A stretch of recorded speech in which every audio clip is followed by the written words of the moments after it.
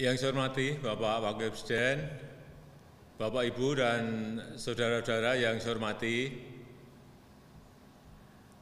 akhir dari pandemi ini belum bisa diprediksi. Setelah varian pertama, kemudian datang varian Delta. 3 hari yang lalu WHO menyampaikan diperkirakan akan muncul lagi varian baru lagi, dan ini akan menyebabkan pandemi bisa lebih panjang dari yang kita perkirakan. Artinya kita butuh ketahanan nafas yang panjang.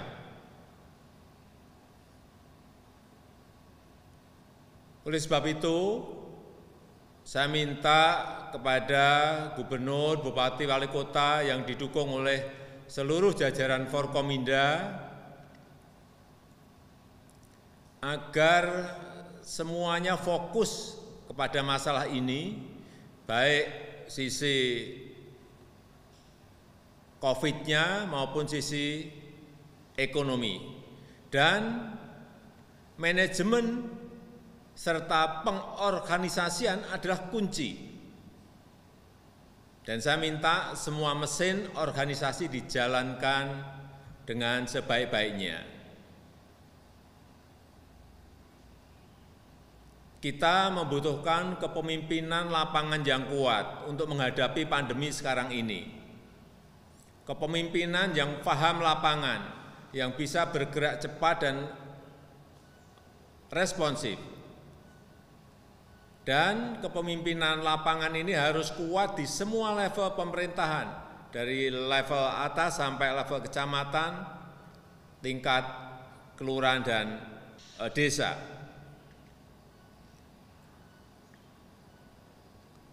Saya paham ada aspirasi masyarakat agar kegiatan sosial dan ekonomi bisa dilonggarkan. Hal semacam ini bisa dilakukan jika kasus penularan rendah, jika kasus kronis yang masuk ke rumah sakit juga rendah. Bayangkan kalau pembatasan ini dilonggarkan,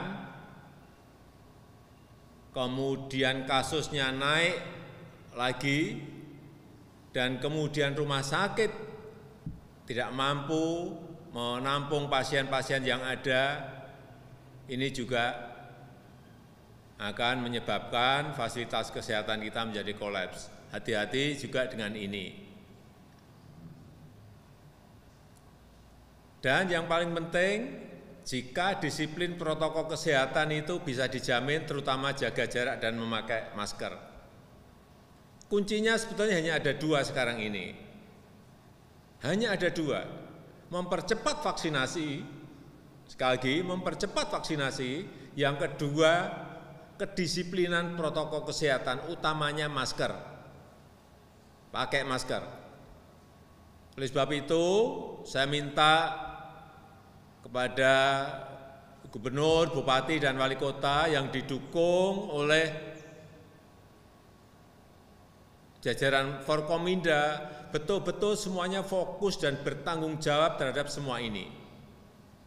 Pemerintah pusat akan memberikan dukungan. Dan kembali lagi, kuncinya adalah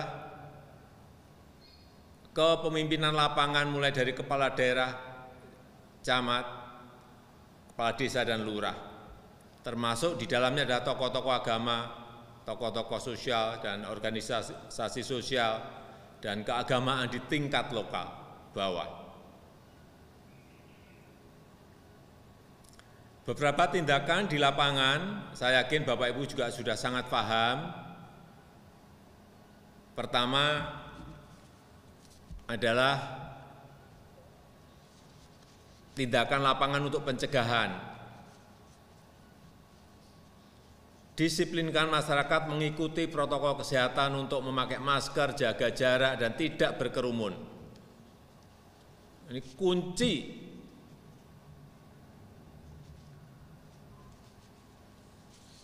Dan masyarakat juga harus tahu cara mendeteksi dini tertular COVID, kemudian kemana memperoleh obat dan kemana berkonsultasi, apakah ke dokter atau ke rumah sakit. Kemudian yang penting yang juga ingin saya sampaikan, penyiapan rumah isolasi, terutama untuk yang bergejala ringan. Kalau bisa ini sampai di tingkat kelurahan atau desa, ini akan lebih baik. Kalau tidak, paling tidak ada isolasi terpusat di tingkat kecamatan. Terutama ini untuk kawasan-kawasan yang padat, utamanya di kota-kota. Ini harus ada. Karena cek lapangan yang saya lakukan untuk kawasan-kawasan padat, 3x3 dihuni oleh 4 orang. Saya kira ini kecepatan penularan akan sangat masif kalau itu tidak disiapkan isolasi terpusat di kelurahan itu atau paling tidak di kecamatan. Yang kedua, tindakan protokol pendisiplinan terhadap masyarakat, terutama untuk pasar, pabrik, untuk mal, untuk rumah ibadah, dan lain-lain, benar-benar agar didetailkan aturannya. Kemudian yang ketiga, rencanakan dan siapkan rumah sakit daerah, termasuk rumah sakit cadangan dan rumah sakit darurat. Ini harus ada antisipasi terlebih dahulu, paling tidak kita memiliki di dalam perencanaan itu bagaimana kalau rumah sakit itu penuh. Jangan sudah penuh baru menyiapkan, akan terlambat. Saya minta terutama untuk urusan rumah sakit, agar kita semuanya betul-betul cek betul, kontrol lapangan, cek obatnya di rumah sakit, siap atau tidak, untuk berapa hari, untuk berapa minggu, atau untuk berapa bulan. Kontrol dan cek oksigennya, siap enggak untuk berapa hari atau berapa bulan. Cek juga kapasitas bornya, karena masih banyak sebetulnya kapasitas rumah sakit yang bisa dinaikkan untuk COVID.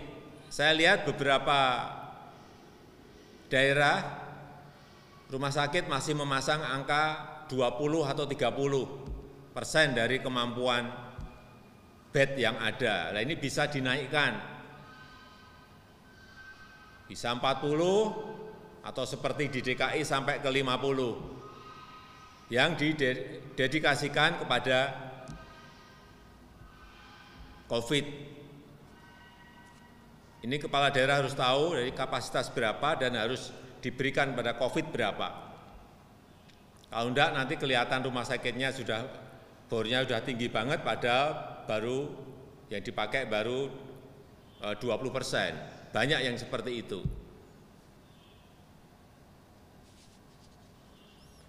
Yang keempat, tindakan lapangan berikutnya adalah percepatan bantuan sosial dan percepatan belanja daerah. Saya melihat angka-angka ini yang berkaitan dengan dana UMKM, dana bantuan sosial, dana desa. Data yang saya terima untuk anggaran UMKM ada 13,3 triliun. Ini kita lihat untuk seluruh daerah, artinya 514 kabupaten kota dan provinsi. 13,3 triliun. Yang dipakai baru 2,3 triliun. Padahal kita sekarang ini butuh sekali. Rakyat butuh sekali, rakyat menunggu. Sehingga saya minta ini agar segera dikeluarkan. Perlindungan sosial, Perlinsos, Ada anggaran 12, di catatan saya 12,1 triliun. Realisasi juga baru 2,3 triliun. Belum ada 20% semuanya. Pada rakyat menunggu ini. Kemudian juga dana desa. Ini 72 triliun total, yang dipakai untuk BLT desa itu 28 triliun. BLT desa totalnya 28 triliun. Tetapi yang realisasi, yang dipakai baru 5,6 triliun. Juga kurang dari 25%. Ini yang saya minta semuanya dipercepat. Sekali lagi, dengan kondisi seperti ini, percepatan anggaran sangat dinanti oleh masyarakat. Saya rasa itu yang bisa saya sampaikan pada kesempatan yang baik ini. Bapak Ibu sekalian, saya ingin mengucapkan terima kasih yang sebesar-besarnya atas kerja keras kita semuanya, tetapi sekali lagi saya minta kepemimpinan di lapangan yang kuat itu betul-betul kita munculkan agar rakyat tahu bahwa kita berada di kanan kiri mereka. Saya rasa itu yang bisa saya sampaikan. Terima kasih. Wassalamualaikum warahmatullahi wabarakatuh.